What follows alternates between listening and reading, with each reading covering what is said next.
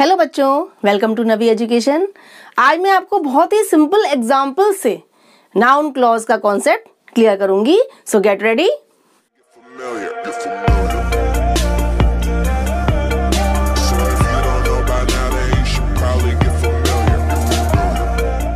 Noun clause क्या है? ये क्लॉज का फर्स्ट पार्ट है। क्लॉज के तीन टाइप्स होते हैं, नाउन क्लॉज, एडजेक्टिव क्लॉज और एडवर्ब क्लॉज। उसका फर्स्ट टाइप है नाउन क्लॉज, जिसको आज मैं आपको बहुत ही सिंपल तरीके से और सिंपल एग्जांपल से क्लियर करूंगी। ठीक है, स्टार्ट करते हैं। नाउन क्लॉज क्या होती है? आपने क्लॉज पढ़ा था। क्लॉज क्या होता है? वर्ड्स का एक ग्रुप होता है जो कंप्लीट सेंस देता है, जिसमें सब्जेक्ट भी होता है और आपका फाइनाइट वर्ब भी होता है और वो पूरा कंप्लीट फुल सेंस देता है ना? उसे कहते हैं हम क्लॉज। अब क्लॉज में नाउन क्लॉज क्या है भाई? आप नाउन तो जानते हैं, नाउन माने होता है संज्ञा। नाउन माने संज्ञा। आपके सेंटेंस में जो नाउन यूज हुआ है उसी के साथ कुछ वर्ड्स को और ऐड करके वो ग्रुप बन जाता है ना? तो वो ग्रुप जो होता है नाउन का, नाउन के साथ जो वर्ड्स ऐड किए गए हैं उसका जो ग्रुप है वो पूरा ग्रुप क्या कहलाता है? Noun clause. अगर उसमें सब्जेक्ट है, वर्ब है और वो कंप्लीट सेंस दे रहा है तो वो कहलाएगा नाउन क्लॉज। कुछ इसके सिंपल रूल्स है, वो आप समझिए, फिर मैं आपको बहुत ही इजी एग्जांपल से क्लियर करूंगी। फर्स्ट है सबऑर्डिनेट क्लॉज। ये नाउन क्लॉज क्या होती है? सबऑर्डिनेट यानी आश्रित क्लॉज होती है। आपने पढ़ा था प्रिंसिपल क्लॉज, कोऑर्डिनेट क्लॉज और subordinate clause. Subordinate clause means होता है आश्रित क्लॉज, यानी ये क्लॉज, सेंटेंस का ये पार्ट दूसरे पार्ट पर डिपेंड होता है अपने मीनिंग को कंप्लीट करने के लिए, इसलिए इसको कहते हैं हम सबऑर्डिनेट क्लॉज। यानी कि नाउन क्लॉज को हम कहते हैं subordinate clause. Function as a noun in the sentence. जैसे कि सेंटेंस में जो नाउन काम करता है वही नाउन क्लॉज भी काम करती है। जो वर्क नाउन करता है सेंटेंस में, संज्ञा करती है, वही नाउन क्लॉज भी सेम वही फंक्शन करता है। ठीक है, नेक्स्ट है act as a subject of a verb. आपके सेंटेंस में जो नाउन क्लॉज है वो एज अ सब्जेक्ट भी यूज हो सकता है, यानी कि सेंटेंस के स्टार्टिंग में एज अ सब्जेक्ट यानी कर्ता के रूप में भी उसको यूज किया जा सकता है, या फिर acts as an object of a verb, या फिर सेंटेंस के ऑब्जेक्ट के रूप में। सेंटेंस में जो वर्ब दिया है उसके ऑब्जेक्ट के रूप में, यानी सेंटेंस में बाद में वर्ब के एज एन ऑब्जेक्ट यूज कर सकते हैं। किसको? नाउन क्लॉज को। देन आपका है acts as a complement of a subject. अब कभी कभी वो सेंटेंस में ये नाउन क्लॉज क्या करती है? सब्जेक्ट के कॉम्प्लीमेंट का भी काम करती है, यानी कि सब्जेक्ट के बारे में कुछ हमें जानकारी देती है, कुछ हमें एक्स्ट्रा इंफॉर्मेशन देती है कि सब्जेक्ट के बारे में वो कुछ हमें नया बताती है। तो वो नाउन क्लॉज कभी कभी सब्जेक्ट के कॉम्प्लीमेंट के रूप में भी काम करती है। Then acts as an object of a preposition। कभी कभी सेंटेंस में ये जो आपका क्या दिया गया है? preposition, उस preposition के ऑब्जेक्ट के रूप में भी काम करती है। मैं इन रूल्स को आपको एग्जाम्पल से बिल्कुल सेम इसी तरीके से आपको एक्सप्लेन करूंगी, आप कंफ्यूज ना हो। आपका इसमें क्या था कि preposition के ऑब्जेक्ट के रूप में, ठीक है, यानी कि ऑन, फ्रॉम, फॉर, जो भी आपके जितने भी prepositions होते हैं उनमें से कोई भी आपके सेंटेंस में यूज हुआ है, उसके बाद उसके ऑब्जेक्ट के रूप में भी कभी कभी ये क्लॉज काम कर जाती है। ठीक है, उसके बाद क्या बताया मैंने? May be introduced by that, why, when, where, how, who, what, which. यानी कि ये क्लॉज जब सेंटेंस में इंट्रोड्यूस की जाएगी, शो की जाएगी, तो वो किन वर्ड से शो होगी? कभी दैट से, कभी WH क्वेश्चन वर्ड जो होते हैं उन वर्ड्स को भी हम सेंटेंस में यूज कर लेते हैं नाउन क्लॉज को इंट्रोड्यूस करने के लिए, जैसे कि वाई है, व्हेन है, वेयर है, हाउ, हु, व्हाट, विच। ये वर्ड्स और दैट तो है ही, है ना? ये वर्ड्स आपके सेंटेंस में नाउन क्लॉज को इंट्रोड्यूस करने के लिए यूज किए जाते हैं। अब इन्हीं रूल्स को, बहुत सिंपल है, आप कंफ्यूज ना हो, इन्हीं रूल्स को मैं आपको एग्जांपल से अभी एक्सप्लेन करूंगी। पहले आप सिंगल एक एग्जांपल देखिए जिससे आपको नाउन क्लॉज क्या है ये क्लियर हो जाएगा। देखिए, what the English teacher said was very inspiring. अब देखिए, what the English teacher said, जो इंग्लिश टीचर ने कहा, ठीक है, वाज वेरी इंस्पायरिंग, वो बहुत इंस्पायरिंग था। ठीक है, अब इसमें देखिए जो ये पार्ट है, what the English teacher said, जो इंग्लिश टीचर ने कहा। अब इंग्लिश टीचर ये आपका नाउन है, अब इसके साथ कुछ वर्ड्स को ऐड कर दिया गया है और वॉट यूज हुआ है इस क्लॉज को इंट्रोड्यूस करने के लिए, है ना। अगर हम इसकी जगह सेंटेंस सिंपल सेंटेंस बनाते कि इंग्लिश टीचर्स वर्ड्स, है ना, या the words of English teacher were very inspiring, है ना, लेकिन हमने उसको सेंटेंस में यूज किया है as a clause, as a noun clause. तो इंग्लिश टीचर आपका नाउन है, तो जो इंग्लिश टीचर ने कहा, है ना, यानी उनके शब्द, तो ये हमारा इतना क्या हो गया, ये हो गया noun clause. Was very inspiring. What से लेकर सैड तक इंग्लिश टीचर नाउन है, इसके साथ जो वर्ड्स ऐड किए गए हैं और वॉट शब्द का यूज किया गया इसको इंट्रोड्यूस करने के लिए, और ये सेंटेंस में कैसे काम कर रहा है, एज अ सब्जेक्ट। जब सेंटेंस में स्टार्टिंग में यूज हुआ है और ये सेंटेंस में एक कर्ता के रूप में काम कर रहा है, तो एज अ सब्जेक्ट भी हो गया ये, और ये क्या हुई, ये क्लॉज कौन सी हुई आपकी, नाउन क्लॉज। क्लियर हुआ आपको। अब मैं इन रूल्स को जो आपको मैंने एक्सप्लेन किए हैं कि as a subject, as an object, as a complement, as an object of preposition, इनको मैं आपको कुछ एग्जाम्पल से बिल्कुल ही क्लियर करती हूँ। अब इन एग्जाम्पल से हम नाउन क्लॉज के कॉन्सेप्ट को एकदम क्लियर करेंगे। फर्स्ट आपका है what you said yesterday hurt me deeply.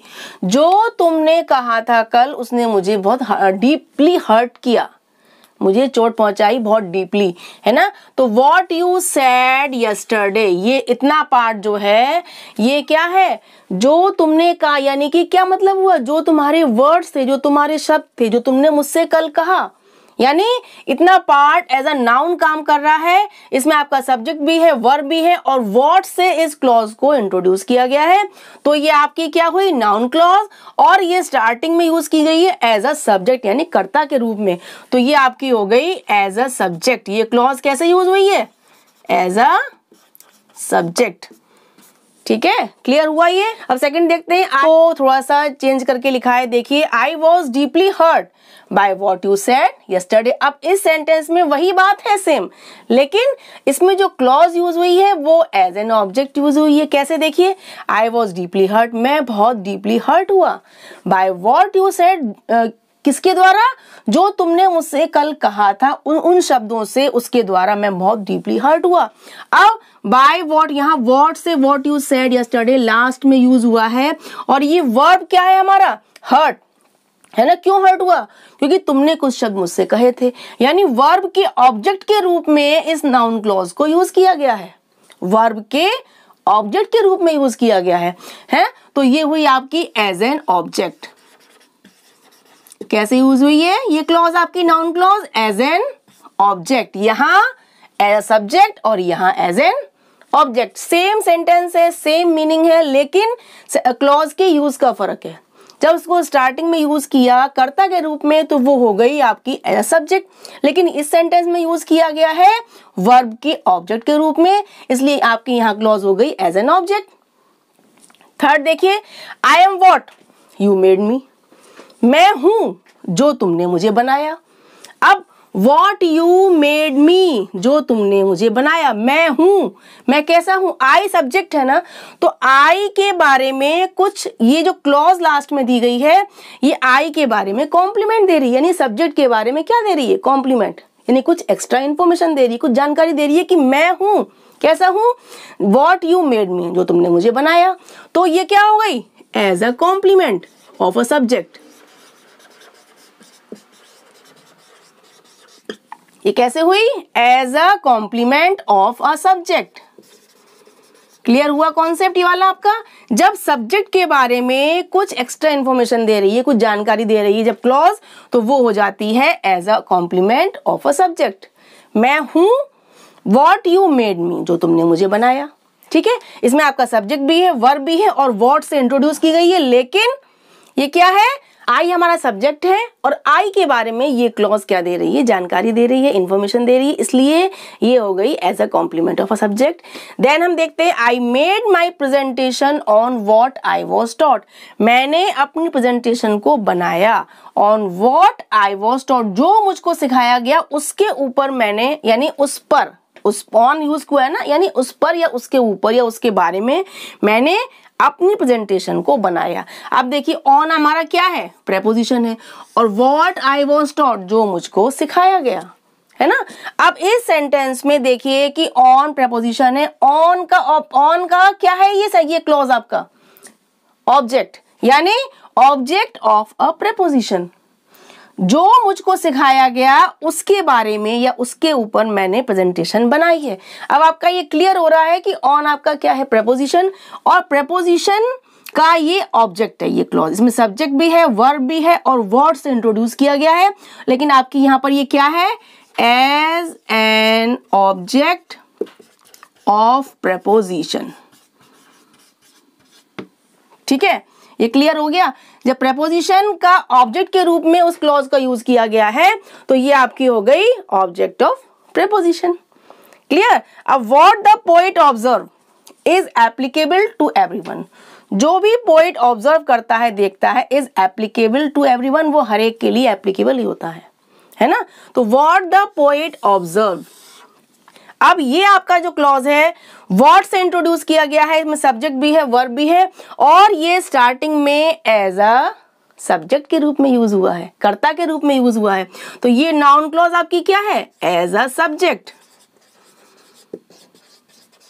कैसी है, एज अ सब्जेक्ट, ये आपकी सब्जेक्ट के रूप में यूज हुई है ना। स्टार्टिंग में यूज हुई है, द पोएट आपका नाउन था, और ये कुछ वर्ड्स यूज किए गए हैं जहां जिससे ये ग्रुप बन गया है, और ये स्टार्टिंग में यूज हुआ है एज अ सब्जेक्ट, कर्ता के रूप में, कि what the poet observe is applicable to everyone. ठीक है, अब आपका ये क्या हो गया, एज अ सब्जेक्ट। देन देखते हैं, the amazing thing about my friend is, मेरे फ्रेंड के बारे में अमेजिंग थिंग क्या है, is that she can tackle every problem very easily, कि वो हर प्रॉब्लम को बहुत इजली टैकल कर सकती है। अब देखिए इसमें आपका the amazing thing about my friend is, यहां से दैट से स्टार्ट हो रही क्लॉज आपकी, that she can tackle every problem easily.